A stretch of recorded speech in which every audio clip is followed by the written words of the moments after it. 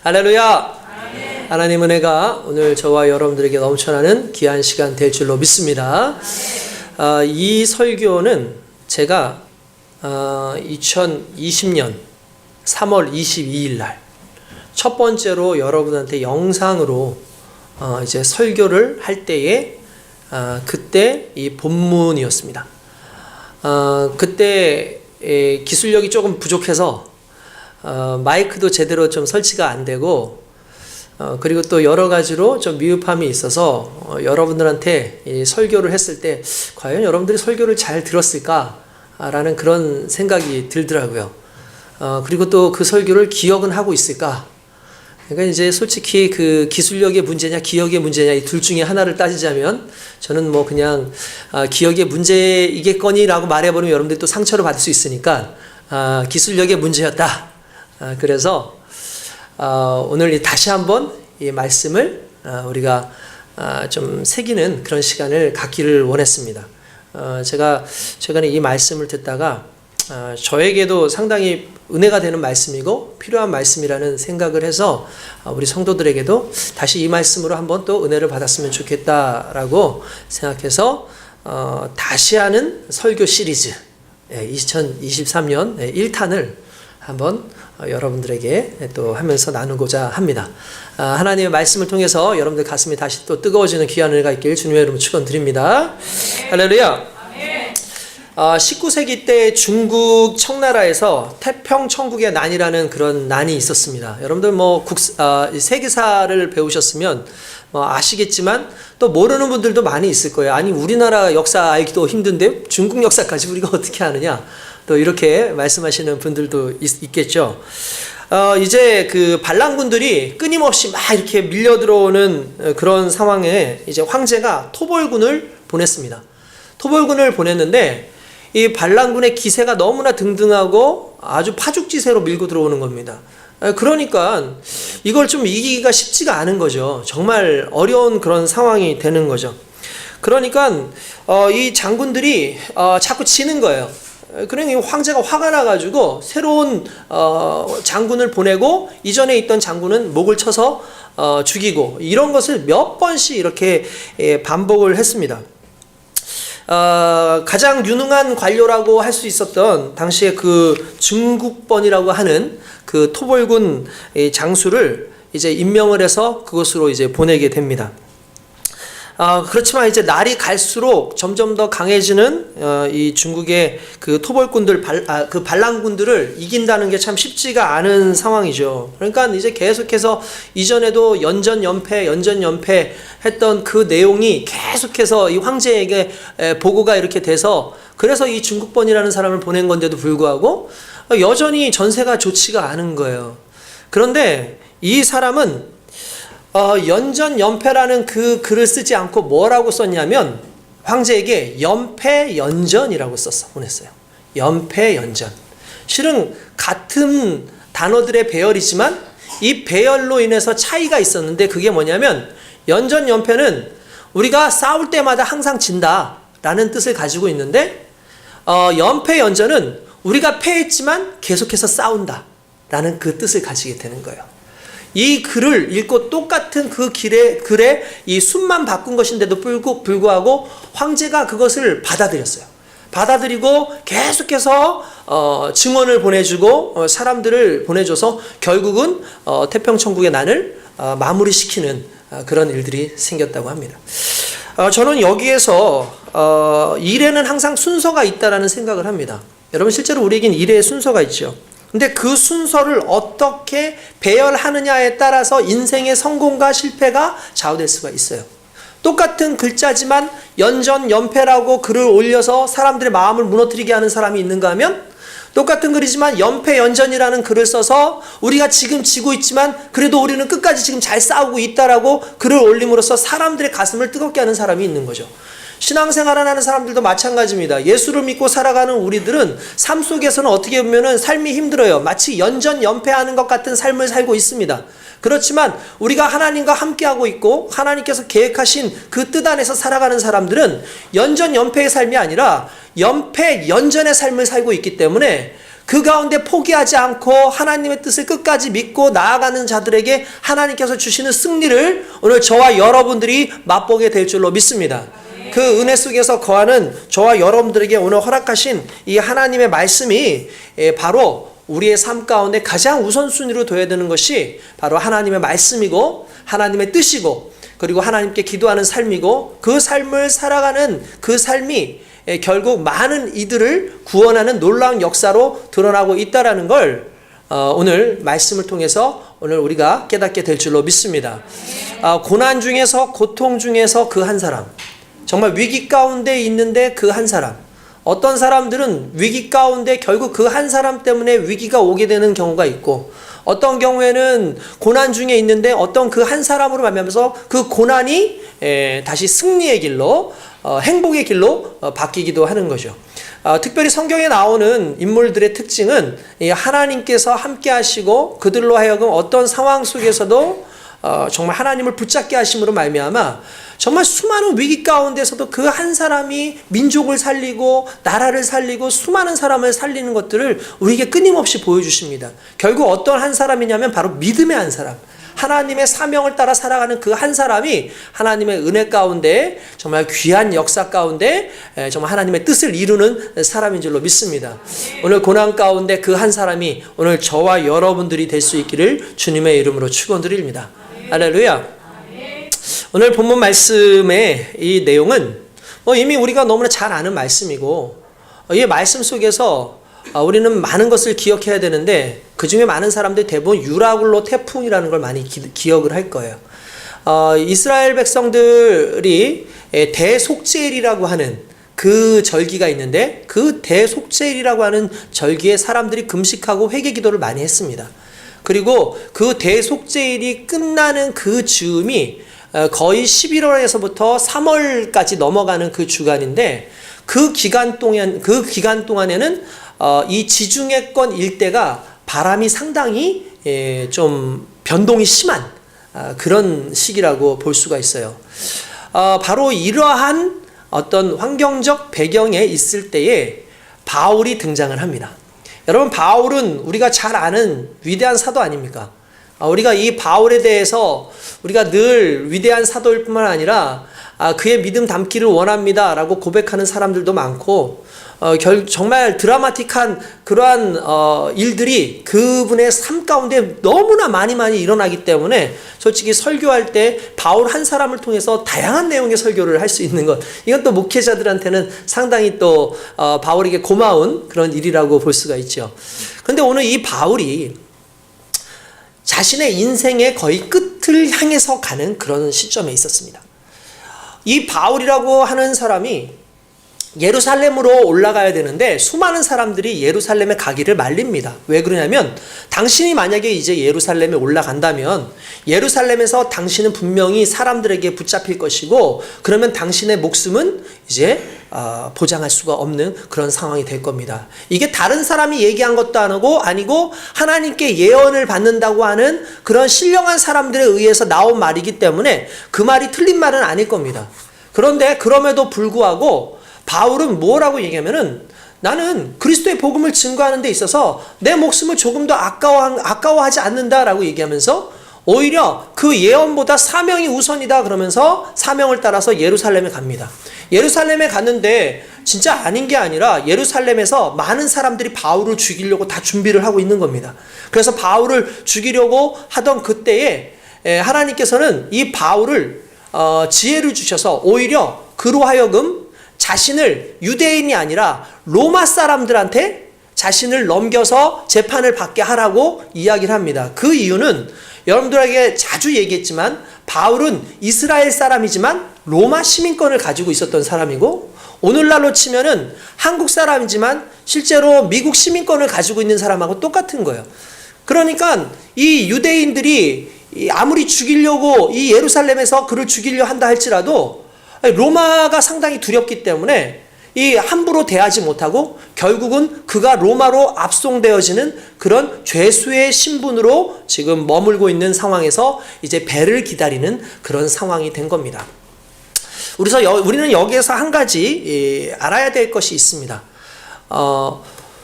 이러한 모든 로마로 가는 여정 속에는 이 바울의 기도와 하나님의 뜻이 그 안에 있었어요.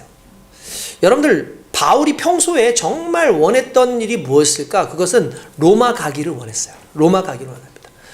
로마서에 보면은, 로마서 1장 10절에 보면은 이렇게 나옵니다. 어떻게 하든지 이제 하나님의 뜻 안에서 너희에게로 나아갈 좋은 길 얻기를 구하노라 라고 하면서, 내가 로마에 가고 싶었는데 로마에 가지 못해서 너무 아쉽다. 그러나 언젠간 반드시 로마에 갈 것이다 라고 그렇게 편지를 쓰는 거죠. 그리고 하나님께서도 결국 이 바울을 로마까지 보내서 그곳에서 하나님의 일을 마치게 하는 것이 하나님의 뜻이고 목적이었다는 걸 알 수 있습니다. 그 기도 가운데 저는 특별히 느껴지는 게 뭐냐면, 로마서 1장 10절에 이렇게 나와요. 어떻게 하든지 이제 하나님의 뜻에서 너에게 나아갈 좋은 길 얻기를 구하노라. 할렐루야. 무슨 길이요? 좋은 길. 좋은 길. 정말 로마에 갈 때 갈 수 있는 좋은 길이 있었으면 좋겠어 라고 그렇게 기도하고 사람들한테 얘기했는데, 하나님께서 주신 좋은 길은 그냥 뭔가 아주 호화 유람선을 타거나 수많은 사람들을 대동해서 가는 길이 아니라 죄인의 신분으로, 죄수의 신분으로, 언제 죽을 줄 모르는 그런 상황 속에서, 태풍을 동반한 그 상황 속에서 로마까지 가는 길이었어요. 그러니까 이러한 어려운 상황 가운데 그가 가는 그런 상황이었는데, 바울은 이 부분에서 의심하지 않는 이유가 뭐냐면, 사람들이 생각하는 좋은 길과 하나님이 베푸신 좋은 길은 너무나 다른 거예요. 사람들이 생각하기에는 정말 멋진 방법으로 그 로마에 입성하는 것이 우리의 목적이겠고 우리의 뜻 아니겠습니까? 우리도 뭐 세상 살면서 좀 좋은 일로 정말 하나님 성공하고 싶어요. 나 정말 승리하고 싶어요. 아, 정말 좋게 잘 됐으면 좋겠어요 라는 그 생각을 가지고 기도하잖아. 하나님, 난 좋게 좀 잘 좀 해주세요. 그런데 중요한 건 하나님의 뜻에서의 좋은 것은 그런 것이 아닐 수 있다는 거예요. 하나님의 뜻은 우리의 생각보다 더 대단합니다. 그래서 바울은 알았어요. 그래서 애초에 기도할 때 너에게 나아가 좋은 길 얻기를 이라는 그 앞에 뭐라냐면, 이제 하나님의 뜻 안에서라는 말을 했어요. 하나님의 뜻 안에서. 그러니까 여러분들, 가장 좋은 길은 하나님의 뜻 안에서 이루어지는 길이 가장 좋은 길인 겁니다. 그러니까 여러분, 가장 좋은 방법이 아니라, 가장 좋은, 내가 느끼기에 피부로 체감하는데 가장 좋은 게 좋은 길이 아니라, 하나님의 뜻 안에서 계획되어진 길이 가장 좋은 길이라는 거예요. 그래서 바울은 가장 좋은 길로서 하나님의 뜻 안에서 갈 수 있는 게 죄수의 신분이었는데, 여러분, 이 죄수의 신분으로 갈 수 있었기 때문에 바울이 산 거예요. 만약에 바울이 죄수의 신분으로 가지 않았다면 바울은 중간에 분명히 죽었을 겁니다. 왜 그러냐면, 당시에 유대인들이 흔히 말하는, 지금 우리로 치면은 자객들이라든지 이런 사람들을 다 준비해놨어요.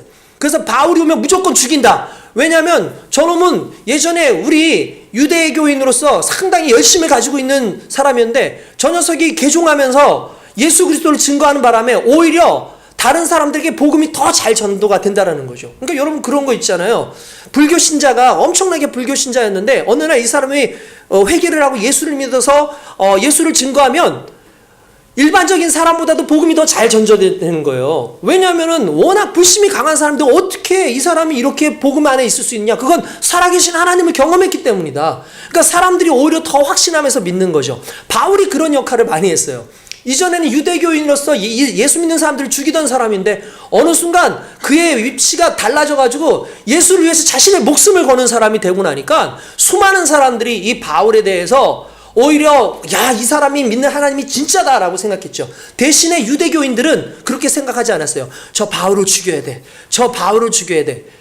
그러니까 그 바울을 보호하시기 위해서 하나님께서 쓰신 방법이 뭐냐면, 그를 로마의 죄수로 만드는 거예요. 그리고 로마까지 압송을 하는 겁니다. 그러니까 로마의 죄수의 신분이 되니까 먹을 것도 먹여줘요. 안전하게 또 방법도 만들어줘요. 게다가 군인들이 옆에서 다 지켜주죠. 그러니까 하나님께서 계획하신 가장 좋은 길은 어떻게 보면 우리가 생각하는 것 그 이상의 길이라는 걸 오늘 여기에서 우리는 알 수 있는 겁니다.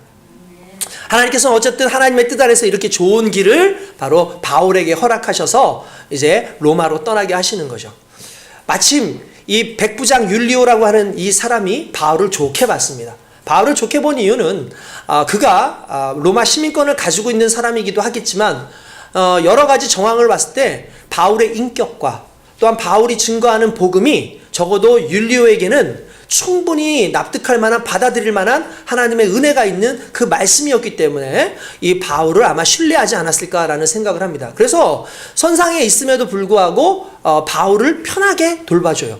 그래서 자신의 동료들과 함께 갈 수 있도록, 어울릴 수 있도록 그렇게 애쓴 모습들이 이 성경에 보면은 등장을 합니다.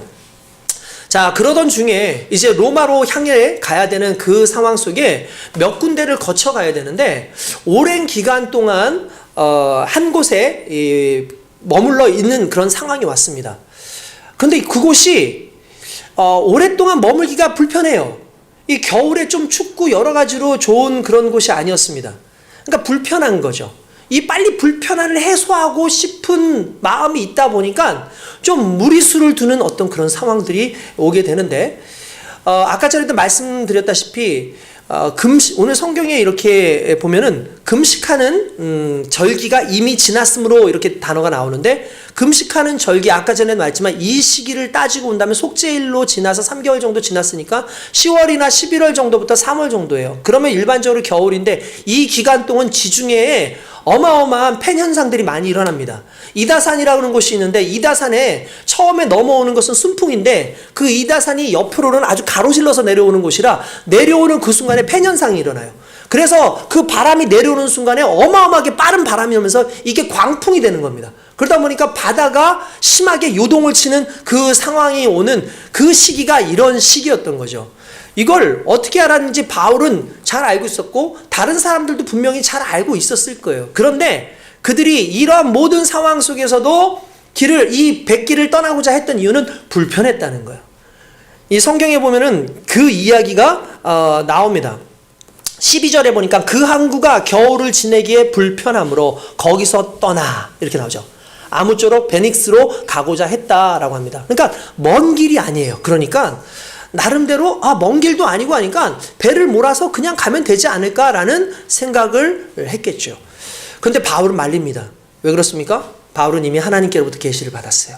바울은 하나님의 말씀이 있었어요. 근데 그 말씀을 증거하는 거죠. 말씀을 증거해서 절대로 떠나지 마십시오. 만약에 당신들이 떠난다면 여러분들의 어떤 화물뿐만 아니라 배, 그리고 심지어 여러분들의 생명까지도 위기를 얻을 수 있기 때문에 절대로 떠나서 안 됩니다라고 끊임없이 그렇게 당부를 합니다. 근데 그렇게 당부를 했음에도 재미있는 말씀이 딱 하나가 등장하는데, 11절에 백부장이, 한번 같이 읽어봅시다. 시작. 백부장이 선장과 선주의 말을 바울의 말보다 더 믿더라 라고 되어 있어요. 여러분, 이게 비극의 시작인 겁니다. 이게 비극의 시작인 거예요. 하나님의 말씀을 증거하는 사람보다, 하나님의 말씀보다, 하나님께서 우리에게 허락하신 그 뜻보다 전문적인 다양한 지식을 가지고 있는 그 사람들을 신뢰하고 가는 길은 여러분 결코 승리할 수 있는 길이 아니라는 거예요. 일반적인 삶의 길 가운데 분명히 유능하고 대단한 전문가들이 있습니다. 그러한 사람들을 따라갈 수 있겠죠. 그런데 만약에 거기에 전제 조건이 하나님께서 예스 하셨다면 돼요. 근데 하나님께서 no, 안 돼, 가지 마라는 말씀이 우선된 상황 속에서의 세상의 수많은 전문적인 이야기들은 실제로 오히려 하나님의 말씀을 방해하는 요소가 될 수도 있다는 거예요. 그러니까 오늘 우리가 하나님의 말씀 듣는 일에 우리의 길을 열어야 될 줄로 믿습니다. 여러분, 정말 하나님 말씀 듣는 그러한 사람들이 저는 리더들로 좀 세워졌으면 좋겠어요. 오늘날 너무나 힘든 시기를 살는 것 같습니다. 정말 결국은 리더가 잘 뽑혀야 돼요. 리더가 잘 세워지고 그래야 뭐 나라도 잘 돌아갈 뿐만 아니라 어떤 단체도 다 잘 돌아갈 수밖에 없는 거죠. 사람들의 말을 잘 듣지도 않고 자꾸 고집을 부리고 자기만의 어떠한 그 방식으로 모든 것을 해결해 나가려고 그러고, 이런다면 어떻게 그 일들을 가능하게 할 수 있겠습니까? 또 나라를 어떻게 그런 대통령이라면 정말 유능하게 이끌 수 있겠습니까? 어려운 상황 가운데 하나님 앞에 말씀을 듣고 수많은 사람들의 이야기를 듣고 기울여 겸손하게 좀 설 수 있어야지. 막말하고 마음대로 해석하고 이런 것들은 절대로 하나님 보시기에 좋은 것은 아니라는 거예요. 그러므로 여러분, 하나님 앞에서 하나님의 말씀을 제대로 듣고 하나님 앞에서 겸손하게 서는 자가 하나님 앞에 능력 안에 서는 자일 줄로 믿습니다. 여러분, 정말 만약에 이 바울이 이 하나님의 말씀을 그들이 믿고 들었다면 분명히 좋은 일들이 있지 않았겠습니까? 그러나 그들은 그렇게 하지 않았다라는 사실이에요. 그래서 결국 선장과 선주의 말을 따라서 가죠. 여러분 백부장도 그럴 만한 것이 이 바울의 말을 왜 듣지 않았겠습니까? 바울의 외형적인 것을 봤어요. 일단 그는 죄수입니다.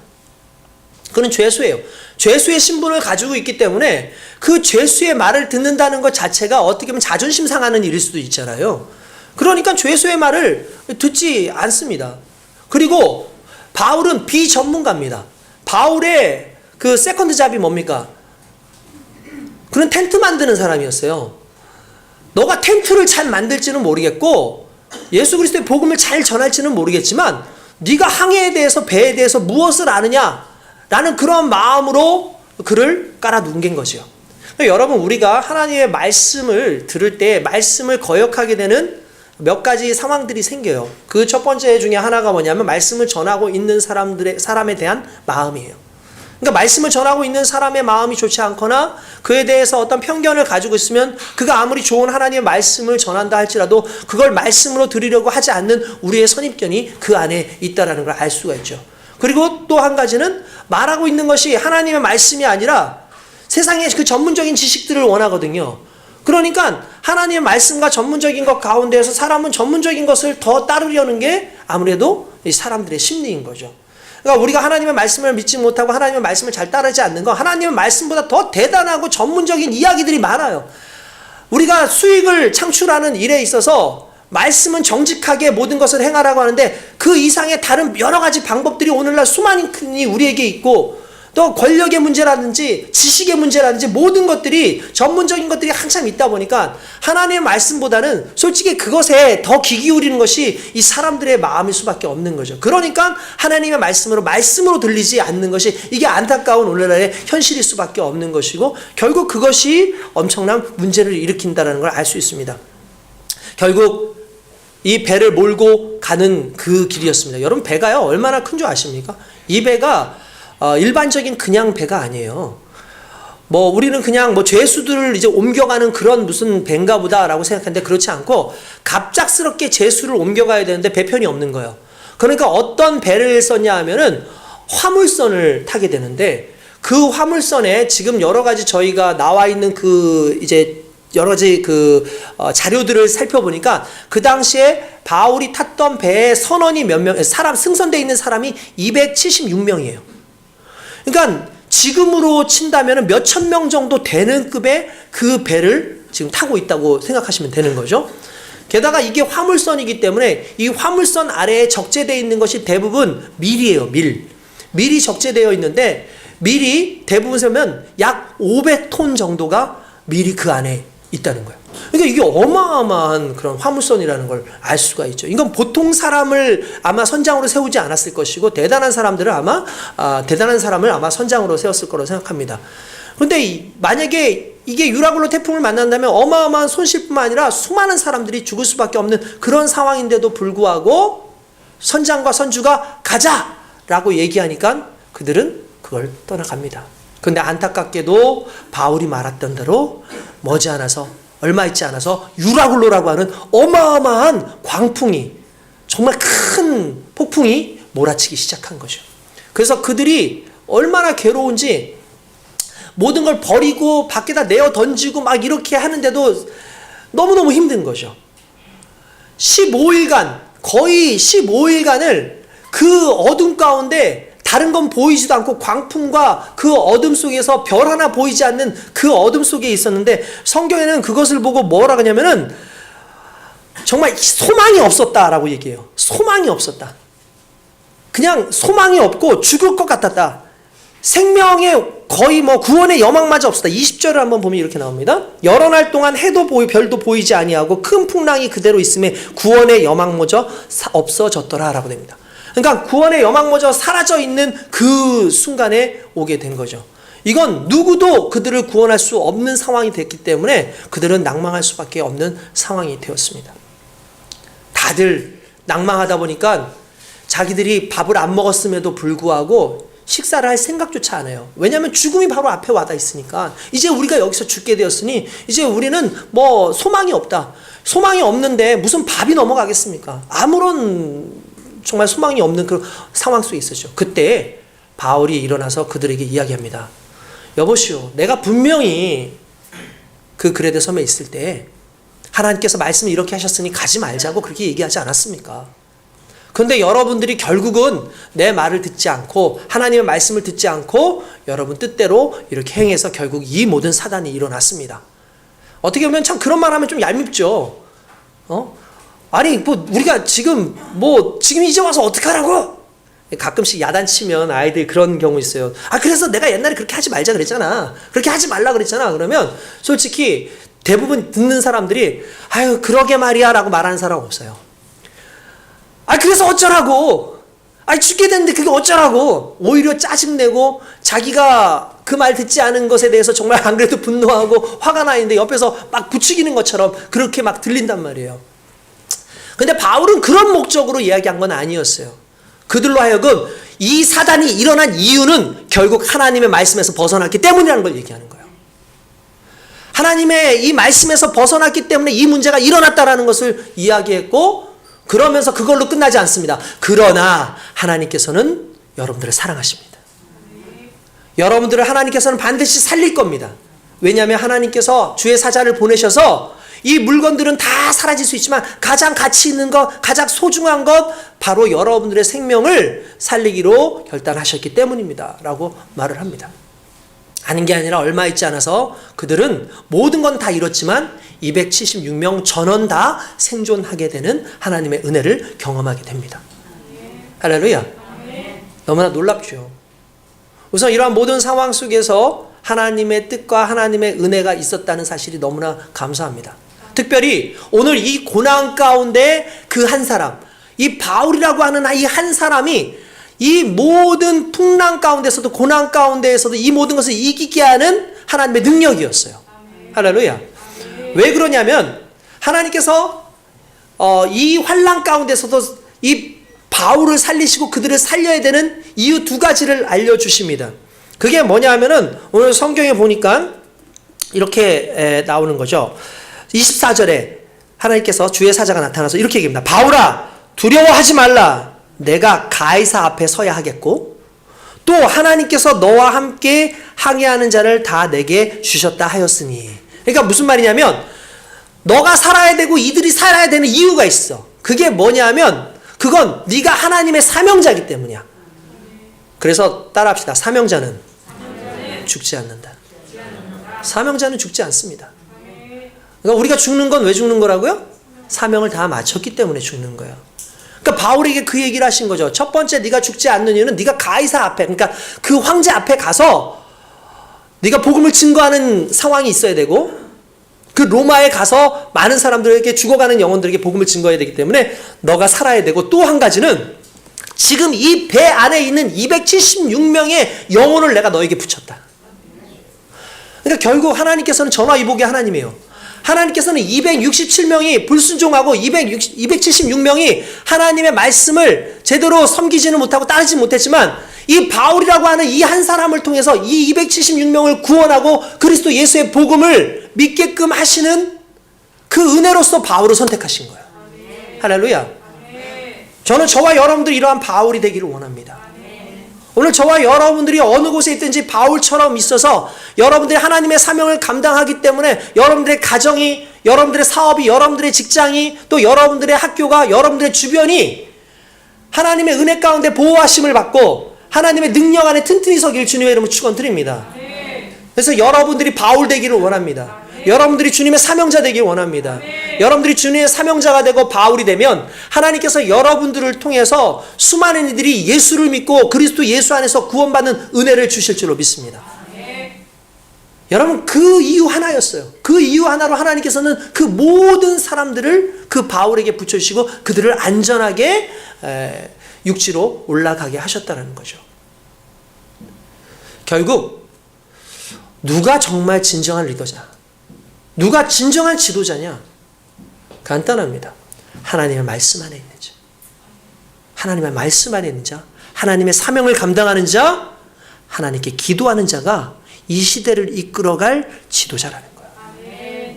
오늘 어쩌면 우리는 지금 이 대한민국이라는 이 나라 자체가 유라굴로 태풍 가운데 있는 줄 모릅니다. 제가 보니까 정치권에서 기대할 수 있는 게 아니에요. 군사력을 기대할 수 있는 것도 아니에요. 어디서부터 새롭게 시작되냐면 기도하는 우리에게서부터 시작됩니다. 우리가 기도하고 하나님 앞에 온전히 섬으로 말미암아 정말 잘못되어진, 지금까지 우리가 정말 잘못 가지고 있었던 우리의 모든 생각들 다 내어 던져버리고 다시 무릎 꿇고 하나님 앞에 서서, 하나님, 나는 죄인입니다, 우리는 부족합니다, 연약합니다, 하나님 말씀 가운데 사명 가운데 다시 서길 원합니다라는 그 기도의 시작이 결국 이 나라의 민족과 저와 여러분들을 살리는 귀한 역사로 나타나게 될 줄로 믿습니다. 할렐루야. 오늘 성경에 보니까 지도자들이 여럿 나옵니다. 여러분, 이 지도자들을 보면서 좀 생각해야 될 것들이 있어요. 성경에 나오는 이 지도자들 중에 특별히 눈이 가는 세 사람이 나옵니다. 첫 번째 누구냐면 백부장 율리오였습니다. 여러분, 백부장 율리오는 어떤 사람입니까? 예, 군인입니다. 권력이 있어요. 그 사람은 권력을 가지고 있는 사람입니다. 백부장이니까 권력이 있지 않습니까? 아무리 큰 배라 할지라도 로마 시대 때에는 로마의 군인이 그 배를 점유하거나 빌리게 되면 모든 통수권은 바로 이 백부장에게 주어집니다. 군인들에게 주어져요. 그러니까 실제로 이 배가 떠날 거냐 말 거냐부터 시작해서 이 배의 모든 생사 여탈권을 누가 가지고 있는 거예요? 백부장 율리오가 가지고 있는 거죠. 이 백부장 율리오가 그런 권력을 가지고 있습니다. 그러나 그 권력을 가지고 있다고 해서 이 유라굴로 태풍에서 그들을 구원할 수 있었습니까? 그 누구도 구원시킬 수 없는 그냥 무기력한 상황 속에서 있었을 뿐이에요. 여러분, 세상의 권력이 우리를 고난 가운데서, 고통 가운데서, 인생 가운데 살려주는 게 아닙니다. 백부장이라고 하는 어마어마한 힘을 가지고 있다 할지라도, 군사력을 가지고 있다 할지라도, 유라굴로라고 하는 정말 한계 상황, 더 이상 내가 어떻게 진행할 수 없는 그 상황이 오니까 그냥 그는 무기력한 한 사람일 뿐이에요. 그가 그거를 구원할 수 있는 사람이 아닙니다. 또한 성경에 보니까 어떤 사람이 등장하냐면은 선장이 등장을 합니다. 여러분, 선장이 어떤 사람입니까? 배 전문가입니다. 항해 전문가입니다. 아무리 대단한 그러한 백부장이라 할지라도 배 위에 올라서서 배가 항해하는 동안은 그는 어쩔 수 없이 선장의 말을 들을 수밖에 없어요. 왜냐하면 이 배의 전문가니까, 바닷길의 전문가니까. 그러나 아무리 그가 전문가라 할지라도 그 배의 모든 길 속에서 일어나는 모든 환경의 요소에 있어서 자기가 모든 것을 다 대응할 수 있는 건 아니에요. 결국 아무리 큰 전문가라 할지라도 자기 영역 이상의 어떠한 상황이 오게 되면, 자기가 컨트롤할 수 없는 어떤 상황의 환경이 오게 되면 그도 거기에서는 낙심하고 낭망할 수밖에 없는 그런 존재라는 걸 알 수 있죠. 오늘날 우리가 이 세계를 잘 운영하기 위해서, 정말 이 모든 것들을 잘 운영하기 위해서 대단한 전문가들을 다 쓰지 않습니까? 수많은 사람들이, 대통령들이 다 돼가지고 이 전문가 저 전문가를 다 써보지 않습니까? 그러니까 여러분, 근데 중요한 건 그게 우리를 발전시키는 게 아니에요. 어떻게 보면은, 물론 일정 부분은 발전시킬 수 있기도 하겠죠. 그러나 우리가 생각지 못했던 어떤 상황이 오게 되면 전문적인 것은 하나의 지식일 뿐일 수밖에 없는 거예요. 그러니까 그도 그 앞에서 낭망할 수밖에 없고 어떻게 할까 고민하고 있는 그 상황이 될 수밖에 없는 거죠. 그런가 하면 거기에 또 세 번째 한 사람이 또 나옵니다. 누구냐면 선주가 등장해요. 선주는 누굽니까? 이 배의 주인이에요. 이 배의 주인, 실질적 주인인 거죠, 그 사람이. 근데 선주이면서 이 어마어마하게 비싼 이 배를 가지고 있고 그 아래는 500톤이나 되는 그 밀을 가지고 있으니 이 사람이 얼마나 큰 부자겠습니까? 흔히 말하는 돈을 가지고 있는 사람이에요. 재력을 가지고 있는 사람이에요. 그러나 아무리 재력을 가지고 있다 할지라도 그들의 한계를 넘어난 그러한 부분에 있어서는 더 이상 그도 어떻게 할 수 있는 것이 아닌 거예요. 그러니까 권력 안에 있다 할지라도, 그들이 유능한 그런 지식과 재능과 이런 걸 가지고 있다 할지라도, 그가 아무리 많은 재물을 가지고 있다 할지라도 그들도 한계 상황 속에서 더 이상 어떻게 할 수 없는 그 상황 속에 무능력하고 무기력한 인간일 수밖에 없다라는 거예요. 결국 이 배를 구원한 사람은 누구였습니까? 하나님께 기도하는 한 사람, 바로 바울인 줄로 믿습니다. 바울은 하나님 앞에 기도했고, 바울은 하나님의 말씀을 들었고, 하나님의 말씀을 선포했고, 선포된 말씀대로 그 모든 사람들이 구원함을 받았다는 그 사실 앞에서 구원의 여망이 없고 구원의 희망이 없는 그들에게 구원의 희망을 줄 수 있는 분은 예수 그리스도고 하나님이신데, 그 하나님의 사람인 바울의 그 입에서 나오는 말씀과 그의 기도의 능력이 결국 이 배를 구원한 것처럼 오늘날 좌초되어져 가는 이 대한민국을 살릴 수 있는 사람들은 바로 바울처럼 하나님의 앞에 기도하고 하나님의 말씀을 듣고 그것을 선포하는 오늘 저와 여러분들이 이 모든 것을 능히 감당하게 하는 능력의 사람인 줄로 믿습니다. 바로 그렇게 살아가야 돼요. 여러분 그렇게 살아가야 됩니다. 인생은 연약합니다. 인생은 인생 자체에서 구원의 어떤 여력이 있을 수가 없어요. 며칠 전에 어떤 그 분이 강의를 하시는 걸 제가 잠깐 들은 적이 있었어요. 그러니까 내용은 이런 거예요. 아내가 열심히 예수를 믿는데 남편이 맨날 교회를 안 다니면서 이렇게 얘기한다는 거야. 내가 무슨 죄를 지은 것도 아니고 내가 선하게 사는데 나 혼자 그냥 선하게 사는데 무슨 내가 예수를 꼭 믿어야 되냐. 난 교회 가지 않는다. 이렇게 얘기를 한다는 거예요. 근데 이런 경우는 어떻게 됩니까? 라고 얘기를 하니까 그 목사님이 또 교수님이기도 한데 그 목사님이 뭐라고 얘기하면은 이런 얘기를 해요. 우리가 한 가지 잊고 있는 것이 있는데 자기가 선하다고 말하고 있는 그 사람은 단지 악해질 계기가 없었을 뿐이라는 거예요. 여기 이해되십니까? 자기가 악해질 만한 계기가 없었기 때문에 그냥 그걸 유지하면서 사는 거예요. 그러니까 여러분 자세히 보십시오. 여러분들 스스로가 악하거나 선하다고 판단 못해요. 왜 그러냐면 여러분도 혼자 있어 보세요. 악하게 삽니까? 물론 이제 악한 생각을 할 수 있겠지. 그런데 여러분들 행동 가만히 혼자 있을 때 악한 게 나타나는 게 아니에요. 어떤 환경이 주어졌을 때나 사람들과 함께 있을 때나 어떤 요소가 딱 일어나면 그때 악한 게 드러나는 거죠. 그러니까 여러분들 우리의 삶을 보면은 자세히 한번 보면은 우리는 선을 행할 계기가 많이 있었던 것 뿐이에요. 근데 그분은 그래요. 운이 좋게도 그냥 우리는 더 악하게 살지 않는 그 계기 속에 있었을 뿐이지 만약에 누가 우리의 생명을 해하려 한다든지 아니면 누군가 우리의 가족을 해하려 한다든지 어마어마한 해를 우리에게 가하려고 하는 그 순간이 오면 사람들은 악함이 자연스럽게 나올 수밖에 없다는 거예요. 왜냐하면 인간 자체가 그냥 계기가 없어서 그럴 뿐이지 속에 잠재되어져 있는 죄의 악이 이미 우리 속엔 다 잠재되어 있기 때문이라는 거죠.